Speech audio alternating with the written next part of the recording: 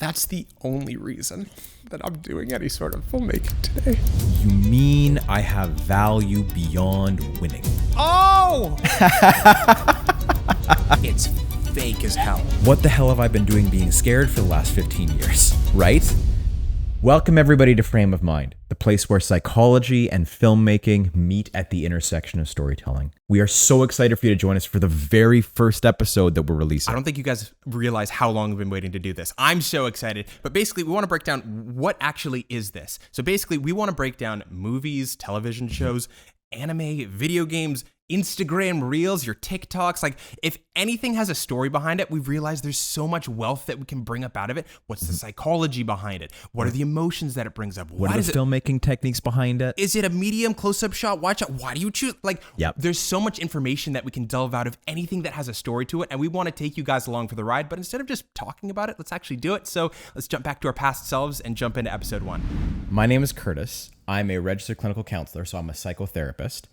My role coming in here is essentially I am coming in with this realm of psychology, right? That's what I'm bringing to the table, both of the, the research and the practice as well, working with clients all the time. That is my lens that I'm coming through in here. Psychology, therapy, mental health, all that kind of stuff. My name's Jordan, like you mentioned before, and my entire background is filmmaking. I grew up loving filmmaking. I was a video editor ever since the age of 3, when I could first point and click on a computer. And so I've been editing for as long as I have memories, and I went into university, long roundabout way. I ended up getting a minor in film studies when another avenue didn't work out, and went into filmmaking as a freelancer full time, and now run a YouTube channel about video editing, which is about 400,000 subscribers now. So I'm fully engrossed in the world of teaching people how to edit videos, and a lot of that comes down to storytelling and what makes a good story. And that kind of goes into the premise of why we thought this was a good idea to begin with, is because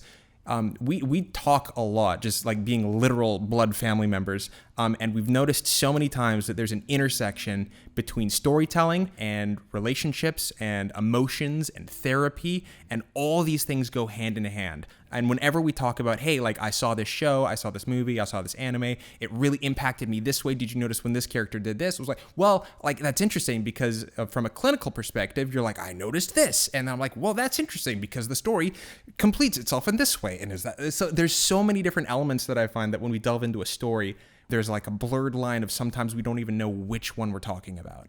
Yeah.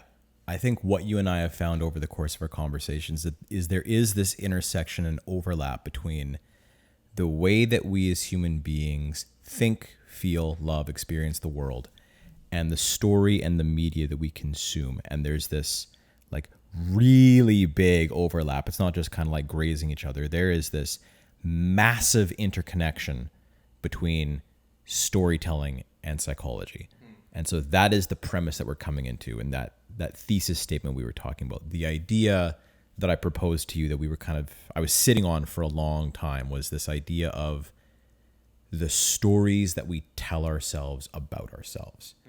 Essentially, the premise is that storytelling is psychology. And so we kind of want to do a little meandering explore through a bunch of different experiences and different stories that we can go through.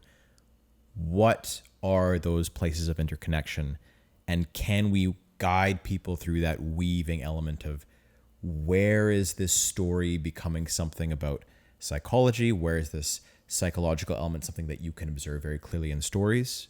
What are those stories we tell ourselves about ourselves? And it's exciting. I mean, both you and I have been, I think, elated at the experience of thinking about this, setting this up, actually becoming practical, because I find in our conversations it feels so rich and enthusiastic and depth, and it's some of the most fun that I have talking to anybody at any point during my week. Aww. And so I feel seriously.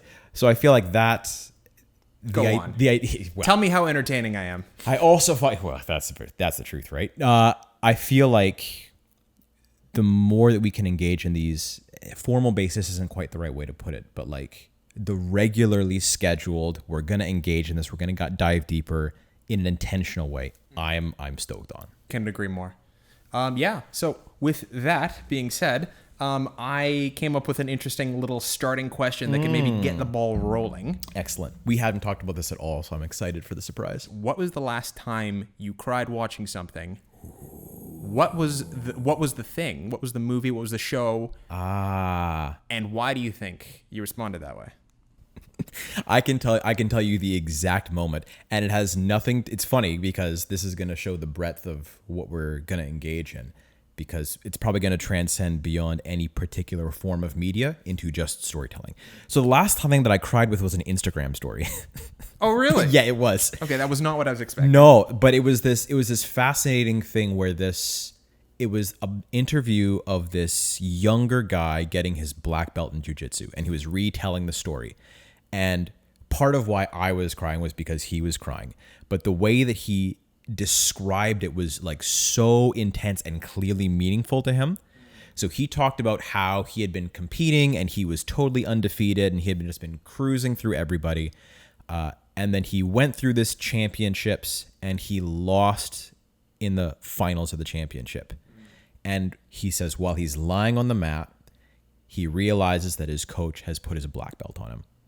Whoa. And he's so upset because he's like, Coach, I don't understand. I had so many good moments where I was winning, where I won a championship. And if you'd given me my black belt then, it would have felt so much better.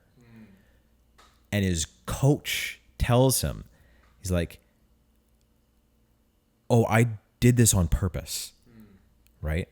I gave this to you the moment that you lost, because I did not train you to be a champion.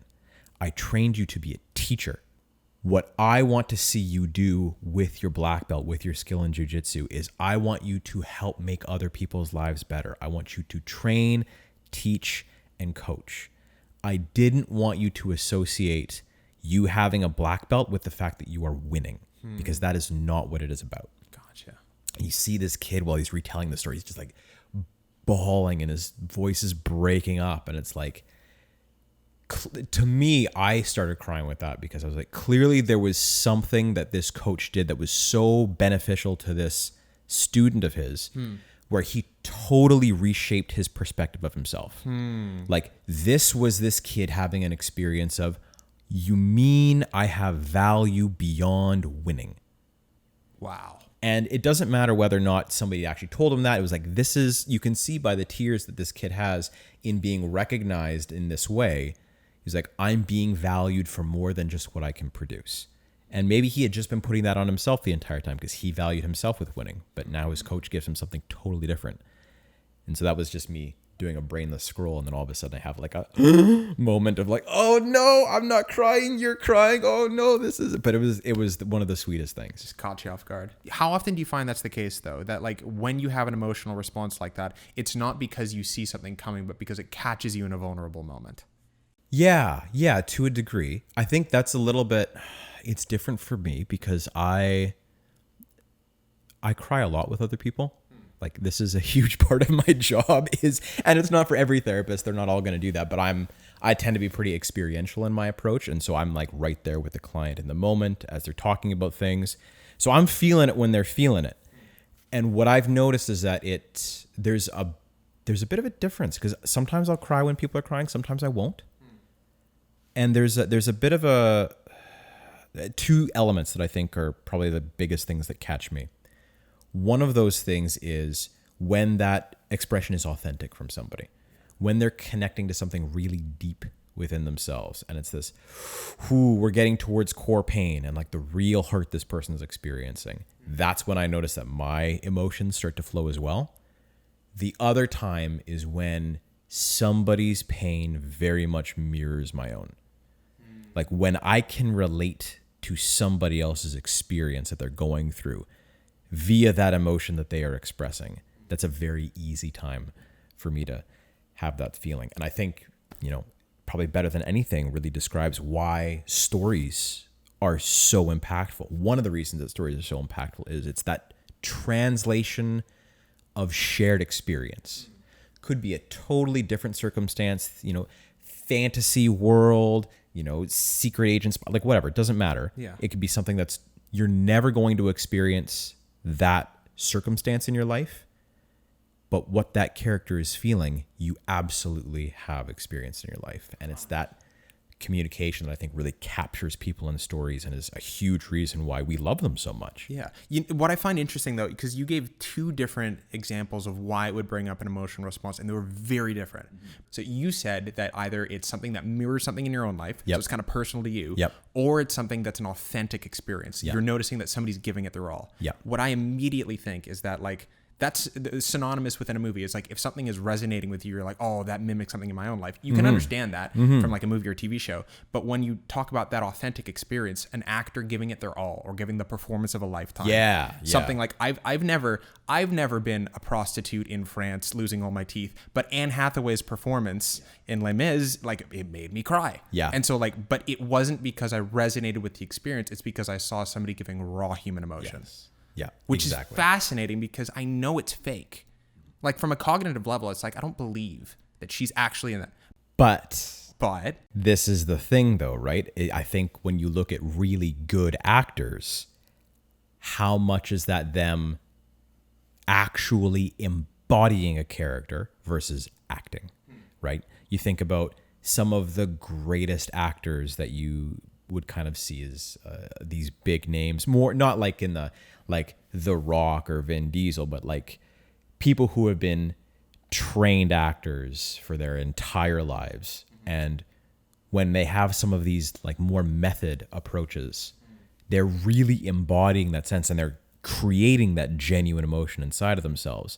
And I think that's a really cool process where you see actors, like, their ability not just to put on a facade or a mask of a character, but to create that character inside themselves and then bring it out in their performance. I think that's a huge factor that, like, differentiates a performance from a believable performance. Right. Ooh, that's a good distinction. Because, yeah, you can have a good performance that's not necessarily garnering that same emotional response. I do think that there's something to be said for... Well, maybe it's actually a question that I have. Because I understand from like watching on an editing reel, like, you got like 7 different takes of the same performance and one just stands out. And I understand that, like, the reason that happens is because you're sort of seeing this raw insight into a person.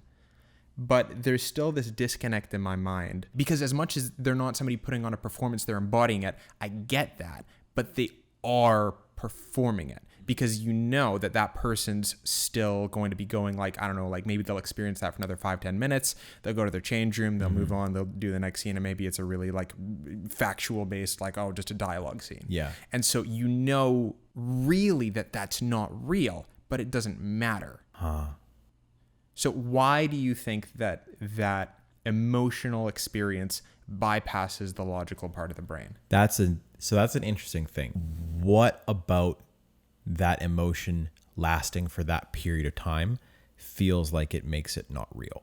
Like, when you say it lasts for 5 or 10 minutes and then they'll move on and do something else. Why does that make it not a real emotion? I mean that, like, the rational part of my brain. Like, so this is a little bit behind the scenes as well, but, like, the rational part of me has, like, edited movies where, like, that's been the case. And then you are scrubbing through the editing timeline and you see the before, during, and after the experience, not just the experience itself. And it contextualizes it in a moment that you can understand was intentionally manufactured for the purpose of being shown to an audience. So in the rawest sense, from my perspective, it's fake as hell. But it feels real. And the emotional response doesn't care that it is fake as hell. It is, to a degree, it doesn't matter that it's fake. It is real at the same time. And I don't understand why those two things coexist. So a couple of things here. We have a term for fake emotions in psychology. They're called instrumental emotions.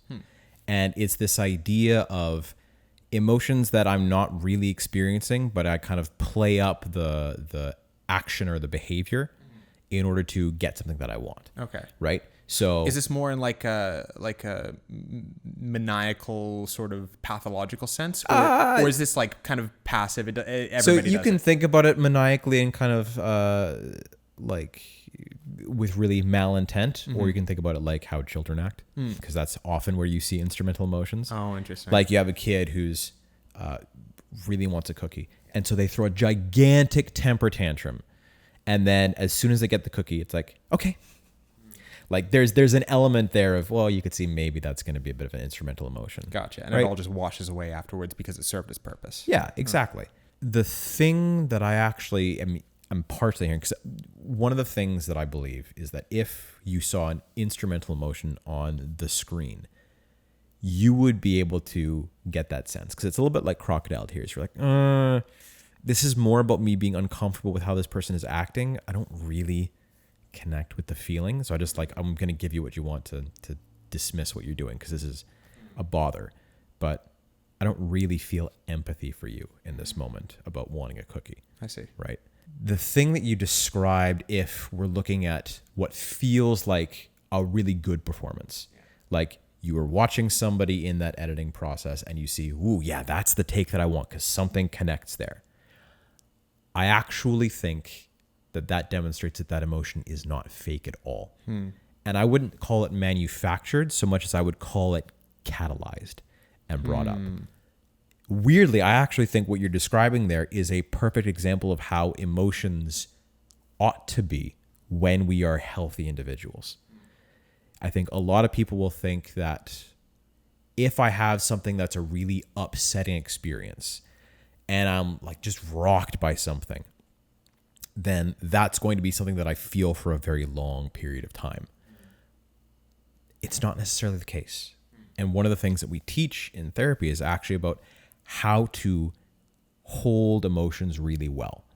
And the way that they tend to work is actually that if you hold an emotion well and you can disconnect it from your thought process, which tends to exacerbate it and keep it going, most emotions, our research shows, only last between 60 and 90 seconds. Fascinating. So even if somebody had this really intense, deep, oh, I'm right in it, and this is so intense, as soon as the scene stops and whatever that experience that the person as the character is paying attention to becomes not real, and they're able to shift back into their own life, now it's like, oh, well, the stimuli is gone, right? The thing that I was thinking about or the terrible situation, it's like you stick someone in a horrible circumstance and then all of a sudden you snap it out of existence. Now their whole nervous system's just going to relax.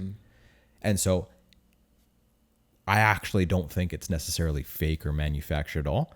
It's more like the mechanics of how filmmaking works tends to be this like demonstration of how when you take away the thing that triggers an emotion, then the emotion ceases to be there. There was one thing in your introduction that I thought would be good to bring up, which is that, like, how did we both get engaged in this process? And like a little bit more about it, because I want to hear more about it and compare our experiences to see if we're remembering the same childhood growing up. Oh, okay. So I want to see if you have any memories about this. Oh! So I'm going to go off on this. Yes. Is this the exact... I think so, because I remember the foot. So we're going to throw this up on the screen. What Curtis is showing me is an old Lego Studios brick forms. It's basically like a stop motion animation Lego set where you can actually like move stuff and it'll take a picture and then it'll show you like a half opacity version of the previous one so you can move it to the next frame. And then it was a really cool, very child friendly stop motion animation toolkit. And it came with Legos and you could like move stuff around and it's this built-in camera. It was so cool. Came with all these pieces like dollies and extra equipment like this dinosaur foot that would that you could move around and do stuff with. And yeah, when you were talking about things with filmmaking, like I don't know what it was with our parents where they gave us all these pieces, because they also gave us like a microscope that we could look through and like all these pieces of weird early 2000s tech, late 90s tech that kids could use. But I think that was the one that really stood out to me as that the experience that I remember of actually starting to get engaged in filmmaking, storytelling, having to construct something. And I mean, obviously you'd write short stories when you were in school and doing your English or literature classes, but there was something about it being Lego that I think was very engaging for me. Oh, 100%. Like it was something that basically, it took a concept that is artistic and that regardless of whether or not it ended up in a career, like a parent would want you to be artistic, to engage in something like photo or video, even just as like a fun hobby, because it develops that, part of the mind. Like, as I'm sure every parent would be like, your child is artistic and likes to be a photographer. Like, is that a good thing or a bad thing? Every parent's gonna be like, that's a good thing. They're doing something cool. Yeah. And like you mirror that with something that every child loves, which is Lego. Like, there's no reason why a child would not want it. And so the funny thing is, you said mom and dad got us like a little microscope, and like, I'm convinced that they were just like testing out different career paths to like see like where will they end up, what do they resonate with. Yep. Maybe or maybe not. What I find fascinating about that is because I think you're onto something where when you take a concept that's really difficult to teach yourself, Yeah. and then you pair it with the exploration and the trial and error and see what works and experiment and test this out, and how do these two things go together? Yeah. The constructive creativity and the freedom to just do what you want with Lego, paired with this concept of stop motion animation. It didn't come with a booklet saying do this. Yeah. It allowed you the fun exploration and the ability to just do that for yourself, and the results that you got, you just kept testing because it was fun to do. Yeah. The fact that they paired filmmaking with a toy, like, predisposes you when using it to focus on the play element rather than the perfection element. And so the kids aren't going to be there saying like, well, make sure I get this good shot. And this, you're like, I don't know, I'm just screwing around with my Lego and I'm going to see what it looks like. And it's like, it doesn't quite look right. Let me change it and fix it. But it's funny because I feel like that part of why I bring that up is the fun nostalgia piece. But I also think there's as you and I have been having conversations about what we're doing with careers and how much we create content and where things go, I think a lot of our conversations have revolved around this idea of perfection versus play or engagement. And because we started talking about this when I was in grad school, like 6 years ago. Yeah. It's been a long process, and we've both kind of been engaging in our own sides of things before we've come together on this. But I know for me, one of the things that stopped me from doing any kind of social media or speaking about things is the idea that I don't have something good to say that people will like, or I'm going to screw it up. I'm going to make a mistake. I'm going to do something super wrong. And then my governing body will come for my license. Like, you can't talk about this as a therapist. What's wrong with you? We're going to boot you out because you're clearly awful, or like, anything like that, which is ridiculous to say, but it doesn't matter because that's what the feeling state is, and the feeling state drives activity. What's so interesting about this, and it leads into a story. What catches me so off guard with that is that the exact things that are stopping you are the same things that wanted me to do it, because you were afraid of how you thought people were going to react. Yeah. I was excited about how I wanted people to react. And a crystal clear moment that I have in my mind is when I can't remember if it was this system or like a somewhat similar one. Yeah. I think it was this one. You made mom a birthday video when you were like, I don't know, like maybe 6, 7 years old. Oh. This was at the Shearwater house. So it was probably like 8 or 9 years old or something like that. Really? I was probably like 7 years old or something like that. And I remember that you made this birthday video. It had all these different like text things, and it said stuff, and you made some like little, and at the very end, I just remember this clear image of like happy birthday, and there's fireworks in the background. By today's standards, I'm sure that it was like this little like point and click default, whatever, but it was like, it was so interesting because I noticed you and mom watching the screen, but I was watching mom's reaction. Yeah. And so it was so fascinating because I distinctly remember how I'm going to get emotional just talking about this. I remember how touched she was by that. And oh boy. Yeah. Memories bring up emotions for sure. Dude. I remember how obviously meaningful that was to her. And how it was a kid's animation. Like it was whatever. But it was the sentiment behind it. And it was about the ability that you have to use visuals and use audio to get a reaction out of people.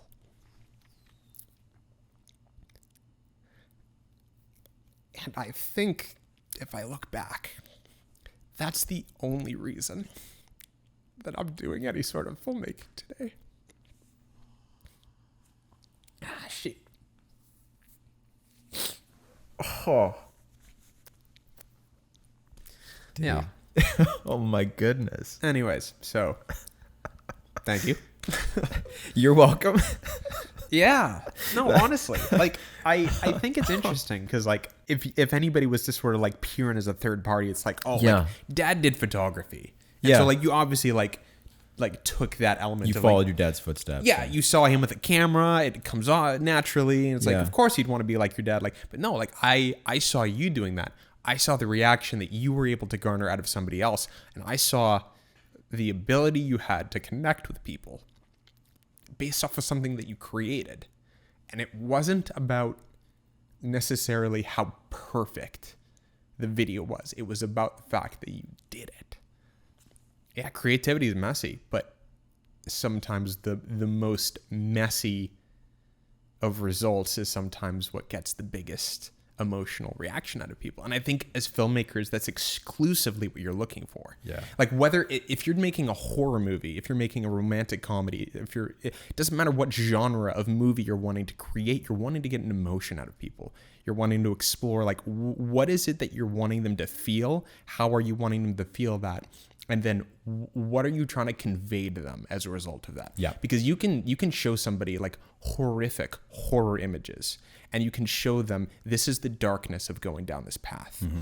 Or you could show them in a bright, fancy, romantic comedy sort of way, like how great something looks on the surface, but how dark it is underneath. And that's just a mask that facades everything. Yeah. So like there's an infinite ways that you can show concepts, but at the core of everything, every message that you try to convey as a filmmaker, the vehicle that you use to deliver that motion effectively is emotion. And if you're able, the only way that you're able to deliver a message at all is through emotion. And if there's no emotion behind it, it's hard to separate that from just an infomercial or a talking head saying, hey, do this, hey, feel this. Yeah. There needs to be a real experience behind it. Yeah. I don't think that filmmaking as an art form would exist or would be successful in the way it is if it didn't utilize emotion the way it does. Yeah. Just because of the element of like that's the human part of the communication. Yeah. It's like filmmaking is created around what it means to be human. Yeah. And the fact that it has to use emotion like says a lot about us. Yeah. And why things move us and why we do things and what connects with us. Yeah. Dude. Like I'm blown away by that story for a couple of reasons. One, I have zero memory of that. Really? I do not have any memory of that. Wow. But you clearly do. Oh yeah. Like that is.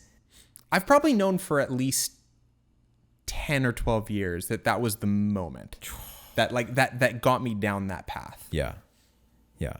And it's like, there's so many cool things about that. Like being one, the fact that was zero part of my intention as a 7-year-old child, right? I did not think, I'm going to inspire my younger brother to do things because of the filmmaking piece that I do here, right? That was, we have a resource, here's what we're going to do. And if I can kind of put myself back in my younger kid's shoes without the memory of this specifically, but like my assumption is that I was making that as a means of, I want to make mom happy. How can I make her happy? Well, let me put energy and effort into creating this thing that is a focus on her. And maybe that will generate that feeling of emotion, right? That happiness experience inside for her. And it is so cool to see the ripple effect of the things that you do, that you focus on doing something for one person, but even just in observing that, other people have some type of shared experience there, right? And it's two things for me. It feels like I'm noticing a mix of, I want to say, inspired, and I think for now I'll go with embarrassed.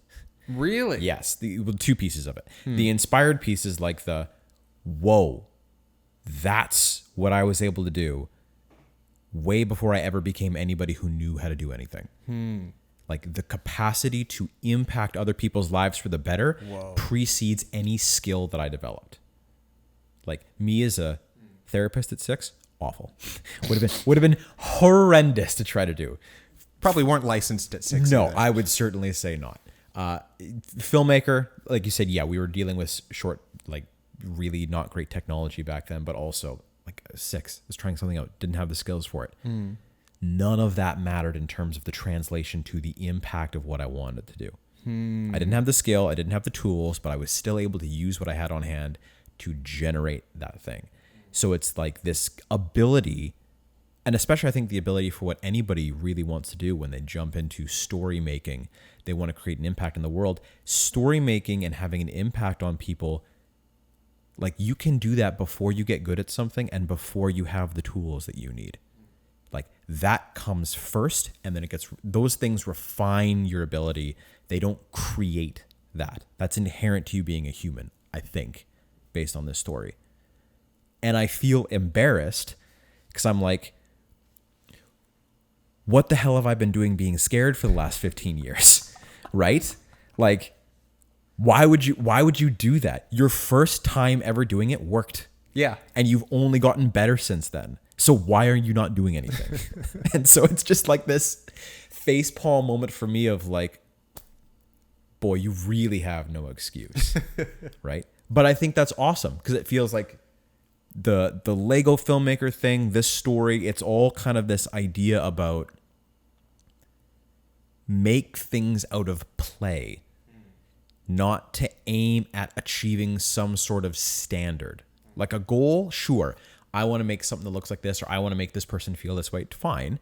But that's not a like attachment to a very specific outcome. Like make mom happy, very general outcome. Make sure that I have all of my frames correct and that everything syncs together and that, you know, this is something that would be a prize-winning short film. And those are very specific, rigid, narrow outcomes to be pursuing that, like, a lot of the time you aren't in control of. Yeah. So I feel like your story of being inspired by me has re-inspired me through this cycle of like reconnecting to the essential element of just do things because you have fun and you love people. That's it. That's a good point. I don't know. There's like a purity in that I feel like I'm just thinking it's going to be important to be pursuing. I mean, while we do this, while we do other projects, even looking at, you know, how we maybe evaluate different pieces of media, where do they have that essence of trying to move somebody versus trying to sell merchandise versus, you know, whatever other things people might be trying to do. Yeah. Because when I think about like creating pieces of media, when I think of the last maybe like 10 to 15 years of what filmmaking looked like in my personal journey, there's always been a huge, I want to say like this overarching fear of perfectionism. Yeah. So like, I know that I said that wasn't something that necessarily caught me early on. It's definitely something that like the more you started to get into, well, you're getting paid for this now. Yeah. That definitely became a very prevalent part of this. Like, is the quality good enough? Did you capture this? If you're making a wedding video for somebody, like, did you capture the thing that they're most interested in? If you're making a business corporate video, it's like, well, you gotta make our message clear, and it's gotta be pristine because we have an image to keep up. So there's an attachment now because of this other thing that's being added in of your financial gain. Yeah. And knowing you, it's probably less about like, am I good enough money? It's more about this person's paying me. Do I deserve what they're paying me? Yeah. Right. 100%. But I think that the nice thing about what the new era of video content that we've entered into, for all the, you know, negative pieces of TikTok and social media and all that, there are a lot. There's negatives. Maybe more than one. I think filmmaking has always been about expression. Yeah. But it's been really expensive to express yourself as a filmmaker. Yeah. Up until recently. Yeah. And I think that the reason social media is taking up, because there was MySpace, but it sort of died out. I think one of the reasons that it's taken off is because there's been a synergy between accessibility of video and audio production materials, like in your hand. Like we both have a piece of hardware right now that can take amazing 4K videos, and it's got a good microphone on it. You can put a little like there's nothing stopping you now. And social media is creating sort of like a platform for you to authentically express yourself. Yeah. And that's for all the woes of social media. We can talk about that maybe today, maybe another day. For all of its woes, it seems as though authentic pieces of content are the things that catch a wave and that catch the public eye and that really resonate with people. Yeah. So I do think that we're in this like perfect storm right now where maybe all of those fears, maybe they were prevalent, maybe they were warranted, maybe they weren't. But right now is sort of this coming down of the veil. The veil has been lifted and there's more or less nothing holding you back now. Yeah. So maybe you can live in the past of should have done this earlier, maybe not. But I think that now is a perfect time to be doing this. Yeah. Yeah. Take that spirit of that 7-year-old kid and stick a phone in his hand and be like, have fun. Exactly. Go wild. Yeah. Post stuff. Don't read the comments. Don't listen to anything. Just have fun with what is it like to express myself? Yeah. And share it with people. Yeah. Out of curiosity, what's the primary thing that when you think about what was holding you back, it was the concern about what other people would feel, but was it fear? Was it this idea of not being qualified? Was it the idea, like what was the specific thing, if you can dilute it down to maybe one or two specific things? Yeah, I would say if I brought it down all the way to the bottom, like past all this person will do this and I'll get kicked out of being a therapist and the core essence of that thing really is a fear of having a feeling that I am unworthy confirmed. Oh. It's not being told that you're unworthy. It's that I carry a feeling of unworthiness with me. And if somebody rejects me or says that I've done something wrong, that is the experiential affirmation of, see, told you. And it's, thinking about what we're doing here and talking about stories, identity is one of the most significant stories that we will ever tell ourselves. And most of us are ending up walking around our lives with one or two really key, really core negative stories about ourselves that kind of condense into this identity statement. I'm not good enough. I'm unworthy. I'm unlovable. I'm someone people throw away, whatever it is. And because your brain and your body learn things through experience, like those are the building blocks of your beliefs. What can be a challenging thing for a lot of us is that once we start to turn in a certain direction, we are going to end up being more biased in that direction. So it's like we tilt. The way that your brain seems to work when it's making stories is that when it starts to tilt in one direction, it starts to have a preference to confirm those beliefs. So the more you lean this way, the more you're going to exponentially lean further that way going forward. I see. When we're looking at building positive identity statements, that's a really good mechanic because then you get some positive affirmation. You start to interpret everything in your world through that positive lens. And that's where your self-esteem can kind of navigate some really rough, stormy waters. Right. Something goes wrong, something goes bad, but it doesn't throw you off. Unfortunately, the other way also works too, which means that it's really difficult to pull yourself out of a negative identity statement. So if I have this thing that I carry around with me of I'm not good enough, I'm not worthy, if I'm so far biased in this direction, your brain is going to start to dismiss pieces of experience that don't line up with the identity. So things go well, you get a compliment from somebody. It's like, yeah, but that's not true because that's not what I believe. So you're prioritizing that identity over reality itself. Exactly. Yeah. And so when you have something that then shows up and confirms, it's why people will talk about 99% of what their experience in life is positive, and they can see that. but they end up focusing on that 1% negative because that is the indicator that that's the story you're telling yourself. And your brain is going to start to shift your experience of reality to align with your beliefs because it's organized. It makes sense. It's the idea, I tell this to clients a lot. It's the concept of when it comes to the story of identity, we as humans appear to significantly prefer having a stable identity to a good one. It's way more important that I have an identity that's predictable than one that actually propels me in the right direction. So is this one of the reasons why somebody will take on maybe like a less than desirable identity as long as it makes them fit in, quote unquote? 1,000,000%. Absolutely. You think about a kid who grows up in a really rough circumstance at home, their primary priority is to adapt to survival in that environment. So your brain and your body are going to start to make some shifts to say, well, this is the role that everybody puts me in. And if I stay in this role, then there is balance in this family unit or this dynamic. And so I'm able to move through. I'm able to get some needs met, right? I have a parent who really takes me for granted and only requires me to do tasks and duties. And that's all they care about me doing is like, do what you're supposed to do your chores. If I do my chores, then I don't get yelled at. I, get the things that I need in life. My parent is neutral towards me, which I'd like positive, but neutral is fine. That starts to be that, see, here's who you are.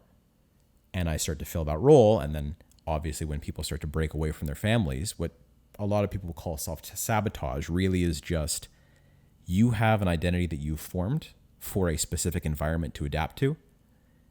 When you leave that and you start going into new experiences that aren't at all like that, you're either going to start to gravitate towards things that feel like they're familiar to you, or you will interpret your experiences to fit your set of beliefs.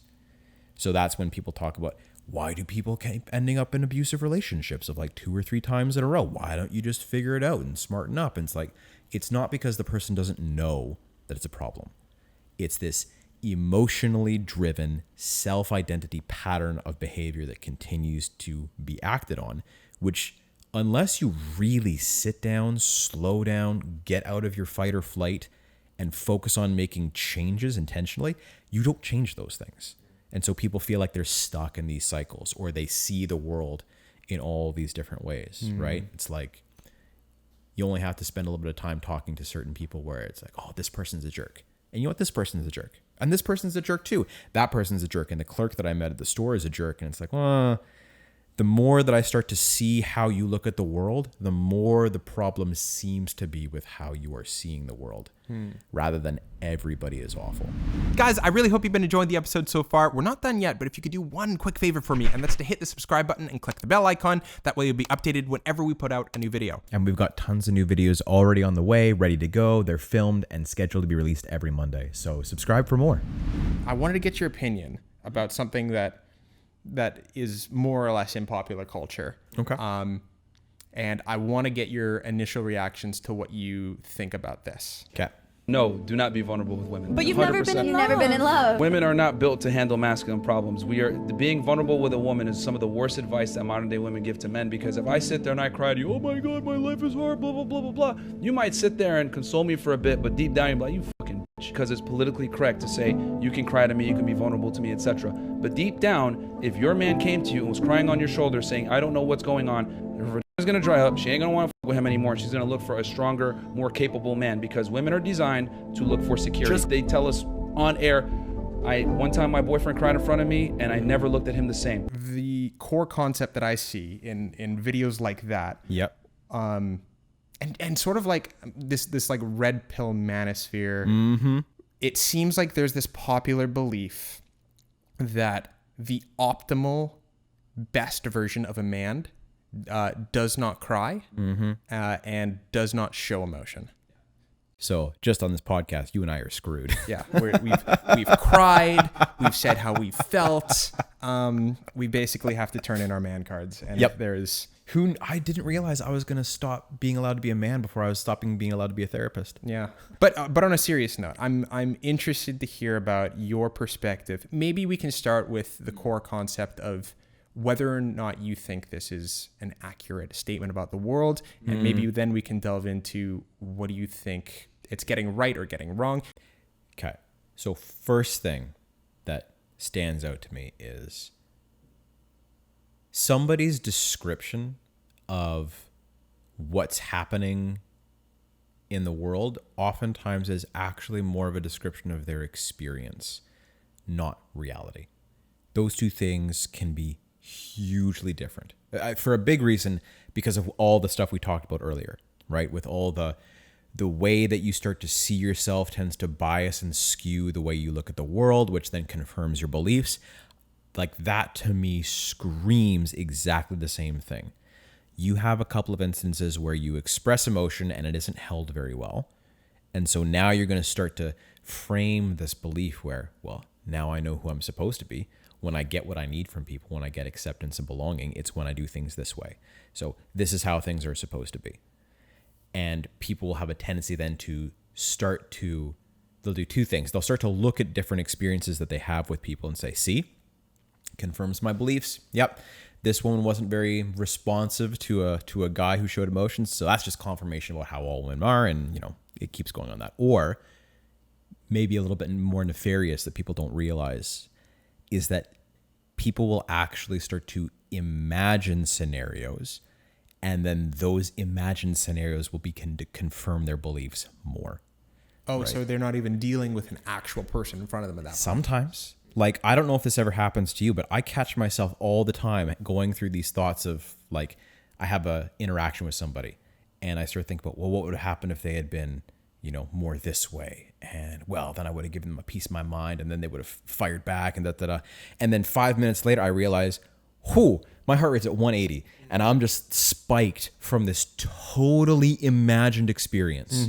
100%. But if somebody wasn't paying attention to that, it's super easy for them to go through and say, well, oh yeah, that's just how women are. That's how they end that imagined scenario. It's like, yeah, that's just how it is. Now what they've imagined without any new experiences, they've recycled the feelings from an old experience to generate a building block of a new experience that reconfirms what they already believe, that just further ingrains that idea. I see. So whenever I hear these red pill guys talking about the way women are, a huge way that I'm interpreting that is you've had one or two experiences that have set a particular belief, and you've now structured your life around this belief in a way where you engage with people who confirm this, and your actions confirm this, and they just recycle over and over again till they get caught in this super rigid, like, all women are trash, be a high value man, do whatever. And yeah, they're stuck in those cycles. They're telling themselves that story about how women are. That's like the guy who is telling that. He's saying, well, when women show emotions this way, when guys show emotions this way. He wasn't telling you about how reality is. He was telling you about his story of the way men and women relate to each other. And to be fair, that might be a shared story for a lot of guys, right?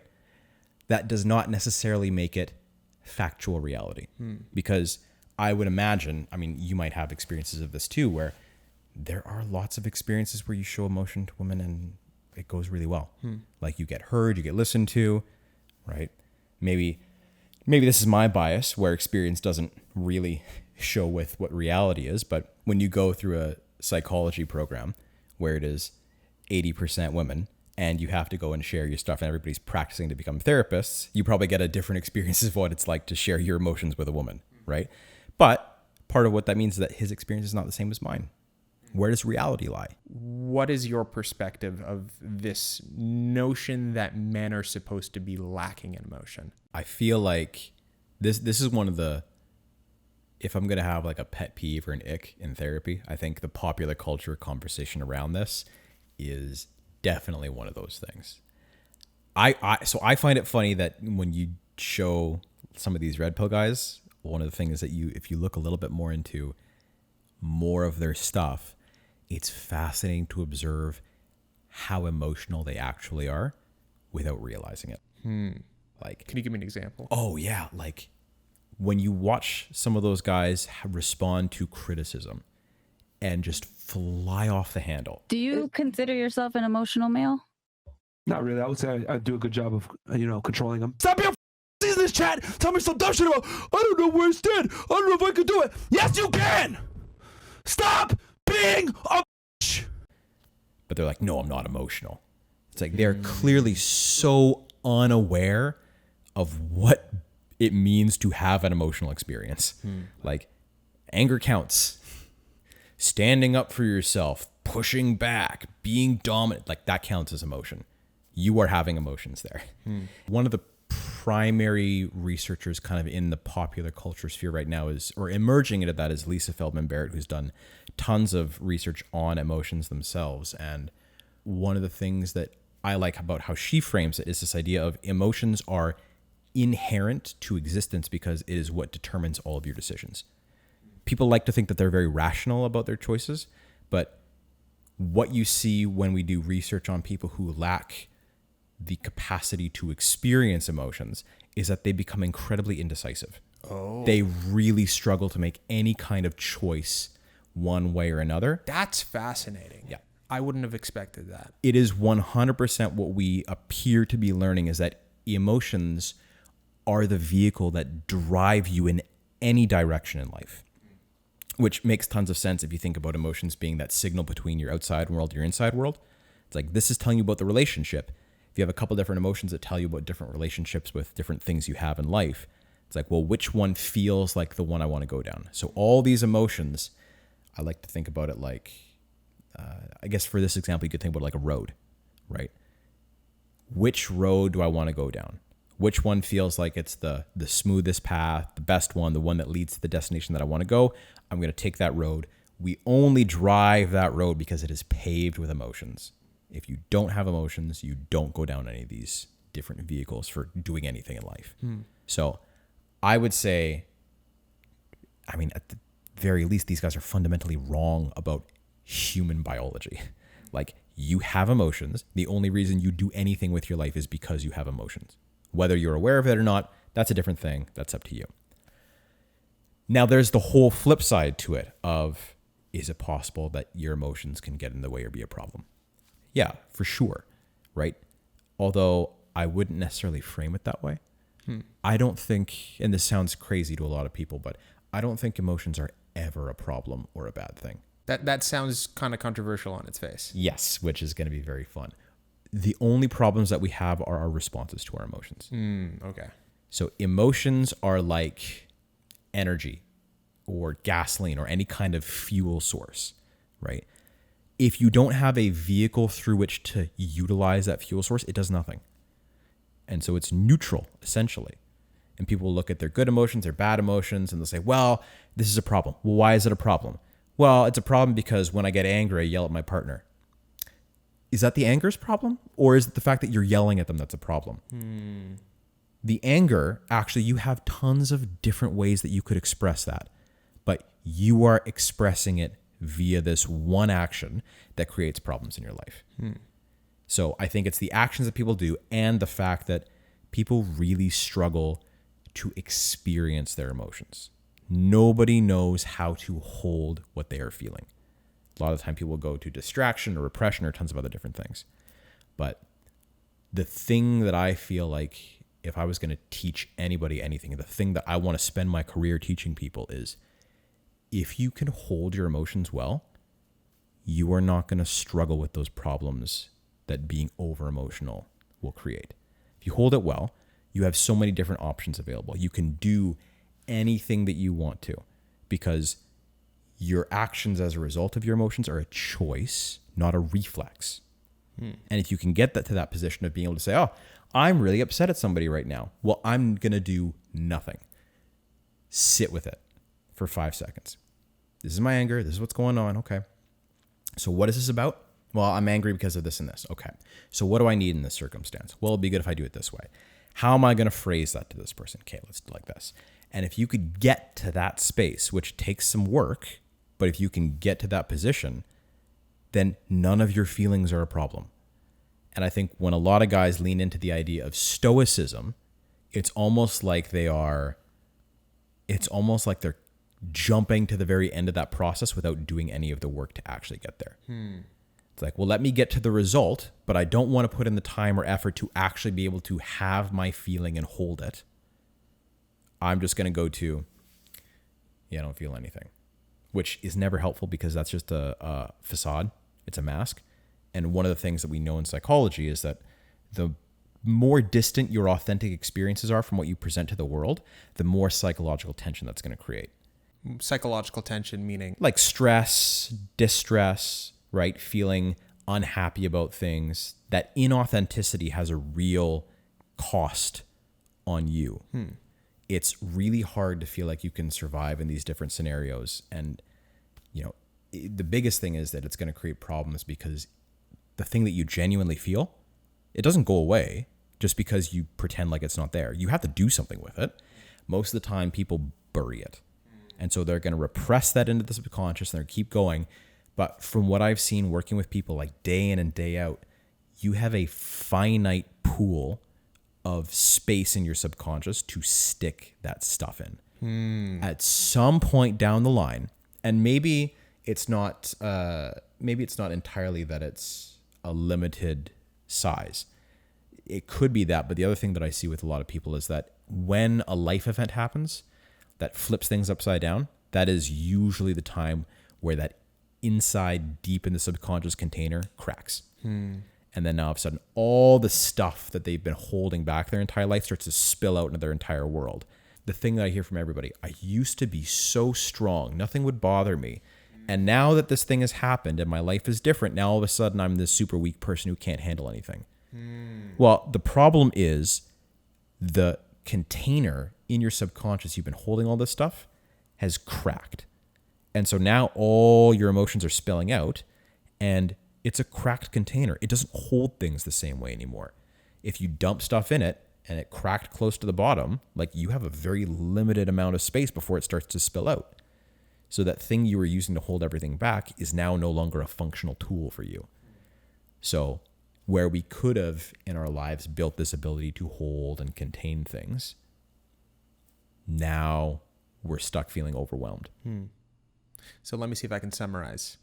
The optimal way of being a human being, but let's just for the case of circling this back to the beginning, the initial question, the optimal case of being a man, if you actually agree with the fact that it's not reacting emotionally, the key to doing that is not avoiding your emotions, it's allowing them to be felt. And through that process of allowing them to be felt and to engage with them, that's going to allow you to not react negatively towards them. Exactly. You've got a bunch of guys who talk about being strong, but as soon as both of you step into the gym and I go to the squat rack, this guy goes to his social media and says, look at how strong I am. I've got all these weights around me. Has never lifted a single one. Right? You have to get under that weight. You have to do the work of engaging in your feelings in order to become an emotionally strong person. If you go into the gym and you play at being a strong person, as soon as something really severe happens that you can't push away anymore or ignore, then you're hooped. So yeah, we're starting from that same position where we're both identifying, yeah, it's important to not be reactive from your emotions. How do you do that? I'm going this way, they're going that way. And I'll be biased, but I have a feeling that the way that psychology is telling us is probably a little bit more optimal in terms of the reality of human biology and emotional functioning than what your red pill boys are saying online. Yeah, we'll check back in 5 years and see who's emotionally stable. Yeah, we'll find out. Guys, I don't know how that happened, but like an hour and a half just flew by. Yeah, we had none of this planned. I got to be honest with you. That I did not know how this was going to go. I had like 4 things on my phone listed down. We got through like maybe 2 of them. You brought up one thing, and the rest was just, it just flowed. And I'm super happy with how that went. Me too, man. Yeah.